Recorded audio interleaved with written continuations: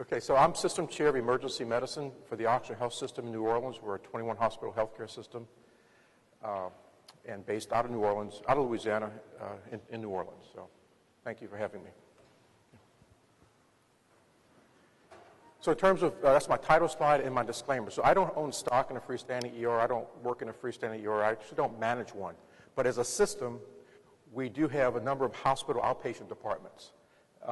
And we do have a budding relationship with a publicly traded freestanding company. So it's not a bias for me, but there is some relationship there.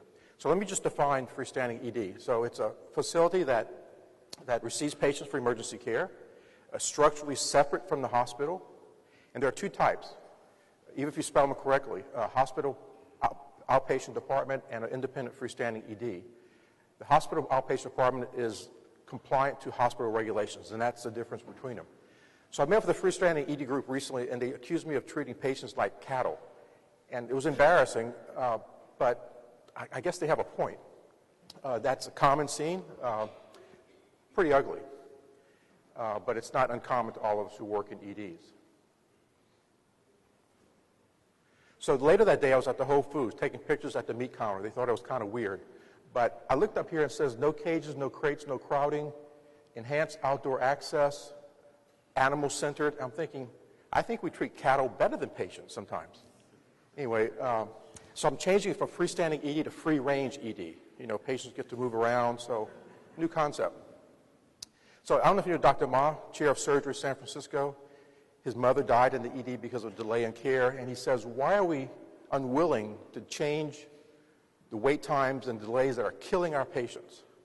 He changed from inability to unwilling. He's making a point that we can solve this, but as a society, we have been unwilling to do it. This is an important slide. As you move utilization, it doesn't matter if you're a barista at Starbucks or a nurse or a physician, as you move utilization to the right, your wait time for that service, the coffee, patient care, it doesn't matter, deteriorates exponentially, not straight line, but exponentially. That's really important.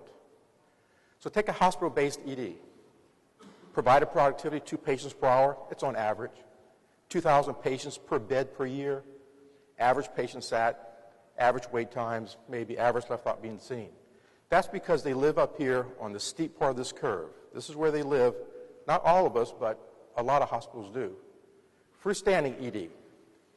Provider productivity, half of that, 1 patient per hour. 700 patients per bed per year. But excellent patient satisfaction, short wait times. They live down there on that lower part of the curve. And that's one of the things we have to learn, the difference between the two. But they live on the lower part of that curve. So take the two. Is a freestanding ED more productive than an average hospital? No. Are they more efficient? Are they smarter? No. How do they get better results than we do? We work harder, work more efficiently, we have split flow systems, but somehow they're doing it better in terms of outcomes.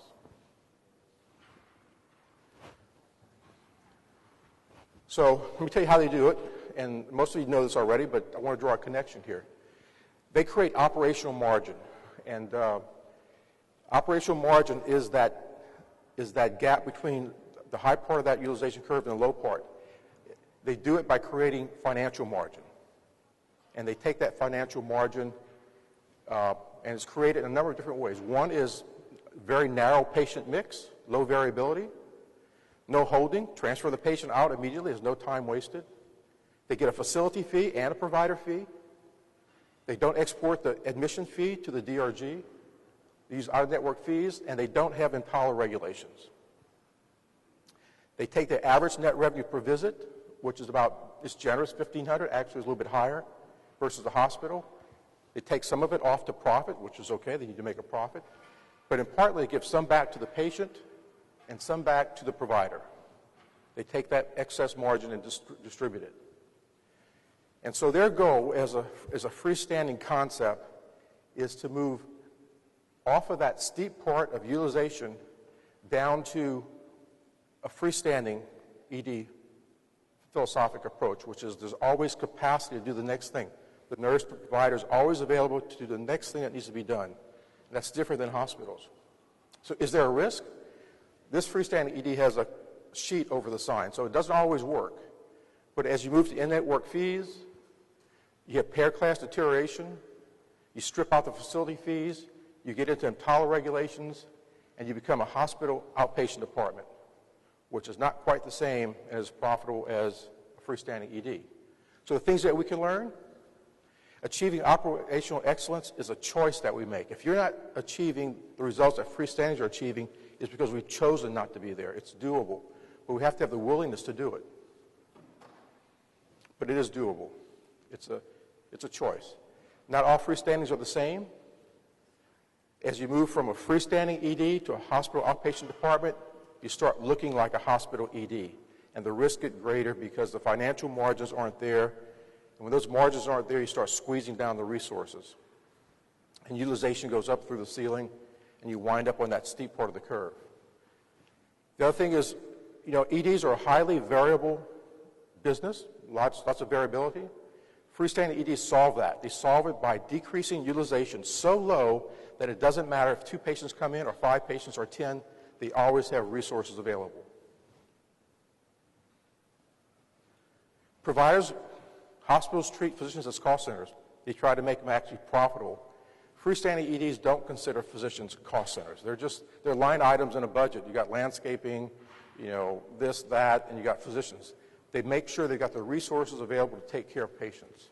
So they're not cost centers. They don't have to make a profit on physicians.